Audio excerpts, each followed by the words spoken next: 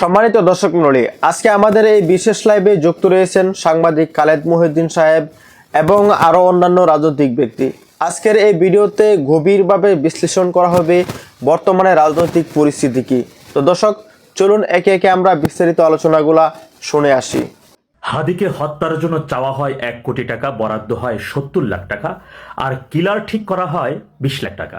এখন প্রশ্ন হলো, কাদের কাছে চাওয়া হয়, কারা বরাদ্দ দেয়, আর কিলার কি ব্যাংকে টাকা দিয়েছে? হ্যাঁ বন্ধুরা, খুবই গুরুত্বপূর্ণ তথ্য, খুবই বিশ্বস্ত সূত্রের মাধ্যমে পাওয়া তথ্যগুলো আপনাদের মাঝে উপস্থাপন করছি। সম্প্রতি জামাতের অফিসে গোপনীয়ভাবে একটা মিটিং হয়, যে মিটিংয়ে সামাজিক যোগাযোগ মাধ্যমে বেশ আলোচিত এবং ওদের ভাষায় জুলাই আন্দোলনে প্রথম শ্রেণীতে থাকা নেতৃত্ব দেওয়া একজন ব্যক্তির লাশ ফেলাইতে হবে। সে কে হইতে পারে? এখানে সাদিক কায়েম সুন্দর করে হাদির নামটা ঢুকাই দেয়। হাদি হইলে ভালো হয়। হ্যাঁ, সর্বসম্মতি হাদির কথা রাজি হয়। তখন সাদিক কায়েমকে দায়িত্ব দেওয়া হয়। সাদিক কায়েম বলে 1 কোটি টাকা লাগবে, কিন্তু জামাত 70 লাখ টাকায় রাজি হয়। সেই 70 লাখ টাকায় সাদিক কায়েম রাজি হওয়ার পরে সাদিক কায়েম এখন কিলার লাগবে।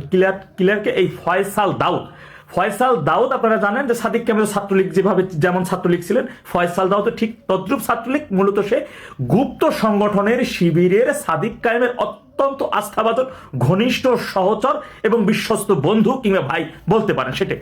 ফয়সাল দাউদ সে মূলত 24 সালের নভেম্বরে 17 লাখ টাকা সহ র্যাবের হাতে গ্রেপ্তার হয়েছিল, দেশীয় 2টা অস্ত্র সহ র্যাবের হাতে গ্রেপ্তার, এবং সে ছিল জেলে। এখন জেল থেকে তাকে বের করে আনতে হবে। বের করে আনার জন্য শিশির মনিরের সাথে 2 লাখ টাকা চুক্তি হয় এবং শিশির মনির তাকে জামিনে বের করে নিয়ে আসেন।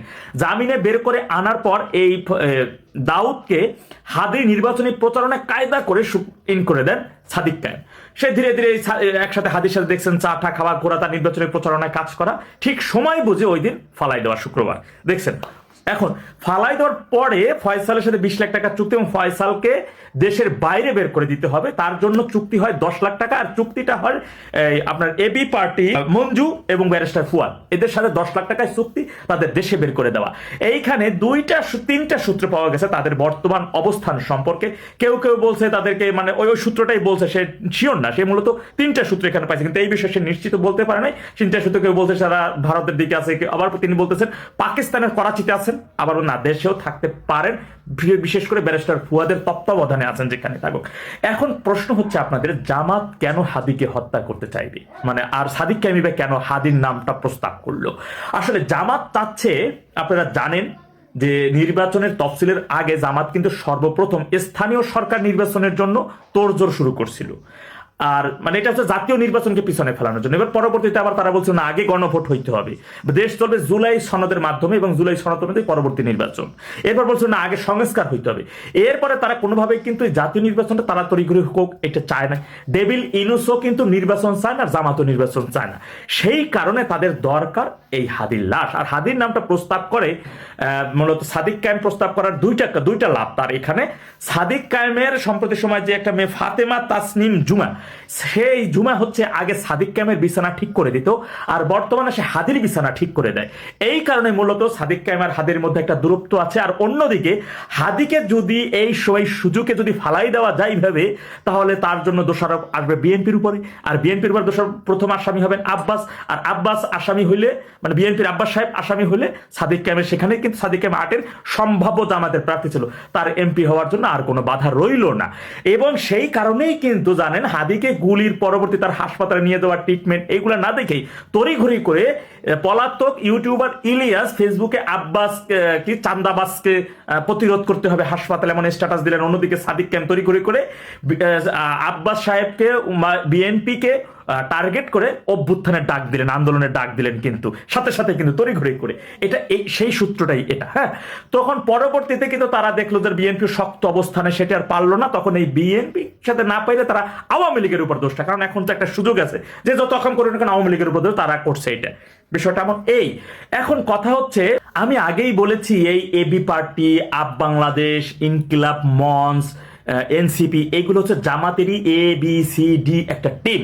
ওরা মূলত এদেরকে উঠাইতেছে, এখন আলোচনায় আনতেছে, এবং এদের স্বার্থের জন্য, ক্ষমতার জন্য এই সমস্ত সংগঠনের একটা করে যখন তখন ফালাই দিয়ে দেশে যে একটা যখন বড় সড়ো গ্যাঞ্জাম হবে, সেই ওকে হত্যার বিচারের জন্য, কেন হত্যা হইলো এই দাবির জন্য তারা রাস্তায় দখলে নেবে, রাস্তায় গ্যাঞ্জাম হট্টগোল করবে। পরবর্তীতে নির্বাচনী পরিবেশ নাই বলে তারা নির্বাচনী তফসিল আরো পিছিয়ে দেবেন, নির্বাচন হবে না, নির্বাচন বাধাগ্রস্ত করাটাই মূলত জামাতের আগে থেকে চেষ্টা করতেছে এবং আগামীতে সেই চেষ্টা অব্যাহত থাকবে। তারা মূলত জামাত এবং ডেভিল ইউনূস নিজেও কোনোভাবে নির্বাচন চাচ্ছে না, মূলত বিদেশের চাপ এবং দেশে থাকা বিএনপির চাপের কারণে এই নির্বাচন দিতে বাধ্য হচ্ছে ডেভিল ইউনূস। এখন সেই নির্বাচনকে কিভাবে বাধাগ্রস্ত করা যায় সেই সর্বশক্তি নিয়েই মূলত জামাত চেষ্টা করতেছে। আপনারা জানেন জামাতের অনেক নেতাই বলছে যে সুযোগ আসছে, এমনি না পারলে জোর করে ক্ষমতা নাও। আবার বলতেছে 54 বছরের প্রতিশোধের সুযোগ আসছে, সেটা ওদের নিতে হবে। যে কোনো ভাবেই হোক না কেন ক্ষমতায় ওদের যেতে হবে, এবং ক্ষমতা যদি নির্বাচনে হয়তো সেখানে ওরা একটা ঝামেলায় পড়তে পারে, নির্বাচনে হয়তো ক্ষমতা নাও যেতে পারে নির্বাচনের মাধ্যমে। যে কারণে এখন যেভাবে আছে এখনই তো তারা সর্বপ্রকার ভাবে ক্ষমতা ভোগ করতে পারতেছে, যেখানে সেখানে 71 মুক্তিযুদ্ধের স্মৃতিগুলো ভেঙে ফেলতেছে। সেই মানে গণধর্ষণকারী, গণহত্যাকারী নিজামী, মুজাহিদ, কামরুজ্জামান এদের সবাইকে তারা সূর্য সন্তান বানাইতে পারতেছে। অন্যদিকে বঙ্গবন্ধুকে দেশ বিরোধী বানানোর সকল মানে ওরা যা চাইতেছে দেশের মধ্যে সেটাই এখন করতে পারতেছে।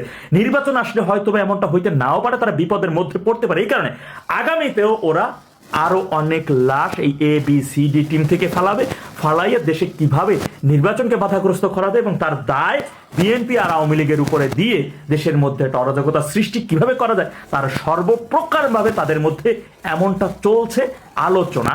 সম্মানিত দর্শক মণ্ডলী, এতক্ষণ সাথে থাকার জন্য অসংখ্য ধন্যবাদ। আজকের এই মূল বিষয় নিয়ে আপনাদের যদি কোনো মতামত থাকে তাহলে অবশ্যই নিচে কমেন্ট বক্সে জানিয়ে দিতে পারেন। দেখা হচ্ছে পরবর্তী ভিডিওতে। ভালো থাকবেন, সুস্থ থাকবেন। আল্লাহ হাফিজ।